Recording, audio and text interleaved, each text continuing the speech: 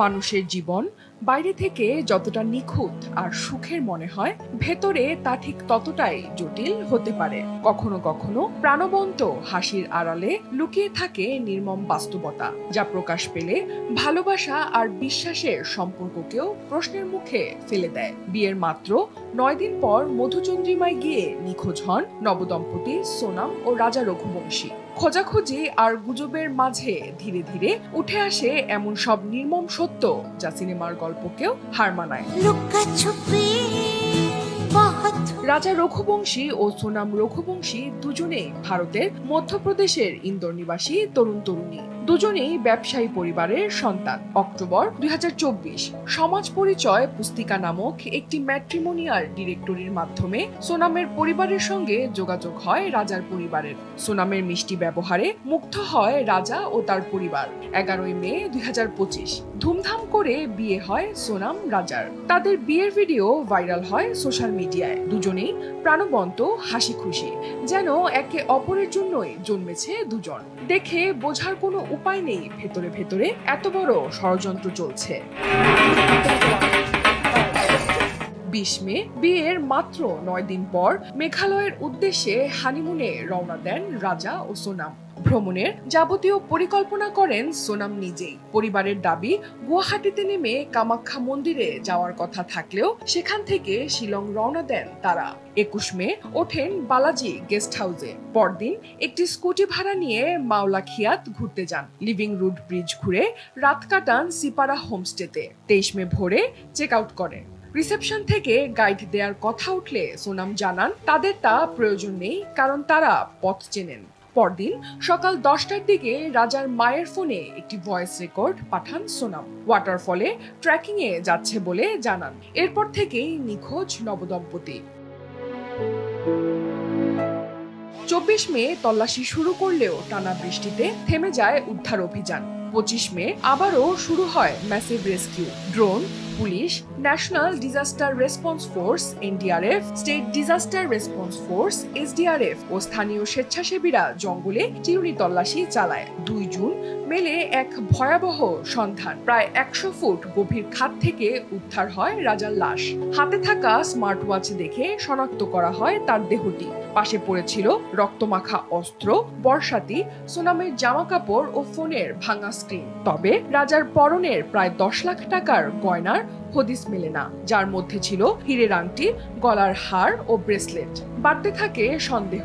মিডিয়ায় ছড়িয়ে পড়ে নানা গুজব, তান্ত্রিক প্রভাব, পাচার, অপহরণ কিংবা যৌন নির্যাতন। সমগ্র ভারত জুড়ে তখন একটাই প্রশ্ন, সোনাম রঘুবংশী কোথায়?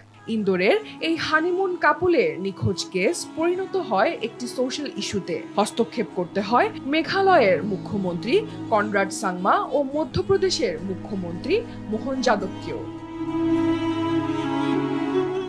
তদন্তে নতুন মোড় আসে গাইড অ্যালবার্ট পারের বয়ানে। তিনি জানান 23 মে সকাল 10টায় সোনাম ও রাজার সঙ্গে 3 জন অচেনা পুরুষকে দেখেছিলেন তিনি। গাইড অ্যালবার্ট সিপারা হোমস্টেতে থাকাকালীন 22 মে বিকেলে রঘুবংশী দম্পতিকে স্থানীয় কয়েকটি দর্শনীয় স্থান ঘুরিয়ে দেখিয়েছিলেন। এই তথ্যের ভিত্তিতে মেঘালয় পুলিশ 4 জনকে চিহ্নিত করে: রাজক কুশওয়া, বিশাল সিং, আকাশ রাজপুত ও মূলহোতা আনন্দ সিংকে। 8 জুন 3 রাজ্যের যৌথ অভিযানে এই 4 জনকে গ্রেফতার করা হয়। তবে আসল চমক আসে 9 জুন। উত্তরপ্রদেশের গাজীপুরের কাশিধাবায় হঠাৎ এক বিধ্বস্ত তরুণী এসে কেঁদে কেটে সবাইকে জানান দেয় সে সোনাম। তার স্বামীকে মেরে ফেলা হয়েছে, আর সে জানে না সে কিভাবে এখানে এসেছে। তরুণীর এমন অবস্থায় স্থানীয়দের মনে সহানুভূতি জাগে। মনে করা হয় সেও কোনোভাবে চক্রে ফেসে গেছে। কিন্তু তখনই তদন্তে বড় মোড় নেয় ঘটনাটি। মেঘালয় পুলিশ জানায় এই পুরো হত্যাকাণ্ডের মূল পরিকল্পনাকারী আর কেউ নয়, সোনাম রঘুবংশী নিজেই। সত্যটা আস্তে আস্তে বেরিয়ে আসতে থাকে তদন্তে। জানা যায় 21 বছরের রাজক কুশওয়ার সঙ্গে সোনামের ঘনিষ্ঠ সম্পর্ক ছিল। রাজক ছিল তাদেরই ফ্যাক্টরির একজন কর্মী, অর্থনৈতিকভাবে দুর্বল, বয়সেও ছোট সোনামের চেয়ে। সোনাম বুঝেছিলেন এই সম্পর্ক পরিবার কোনোভাবেই মেনে নেবে না, তাই রাজাকে বিয়ে করতে রাজি হলেও সোনামের মন ছিল রাজকের দিকেই। বিয়ের অনেক আগে রাজক ও সোনাম মিলে তৈরি করেন ভয়ঙ্কর এক পরিকল্পনা। রাজাকে সরিয়ে দেওয়ার সিদ্ধান্ত হয়, আর তার জন্য খুঁজে নেওয়া হয় ভাড়াটে খুনি। ছক কষা হয় মেঘালয়ের এক নির্জন এলাকায় রাজাকে খুন করে নিখোঁজ হয়ে যাবে সোনাম। পুরো ঘটনাকে নিছক দুর্ঘটনা বলে চালিয়ে দেওয়ার পাকাপোক্ত পরিকল্পনা। কিন্তু সেই পরিকল্পনা যত নিখুঁতি হোক, সত্যকে বেশি দিন ঢেকে রাখা যায় না। প্রমাণের গাঁথুনি আর ঘটনা প্রবাহ ধীরে ধীরে ভেঙে দেয় সোনামের সাজানো নাটক। এক এক করে পর্দা সরে গিয়ে প্রকাশ পায় নির্মম বাস্তবতা। 29 বছর বয়সী তরুণ রাজা রঘুবংশী জীবনে উন্নতির স্বপ্ন দেখতেন। ব্যবসা করে নিজের জায়গা গড়ার ইচ্ছে ছিল তার। পরিবারের পক্ষ থেকে বিয়ে ঠিক হওয়ার পর সেটাও স্বাগত জানিয়েছিলেন তিনি। বিশ্বাস করতেন পরিশ্রমী স্ত্রীকে পাশে পেয়ে জীবনের সফলতার পথ চলবেন। কিন্তু গত 2 জুন পাওয়া যায় তার পচা গলা মৃতদেহ।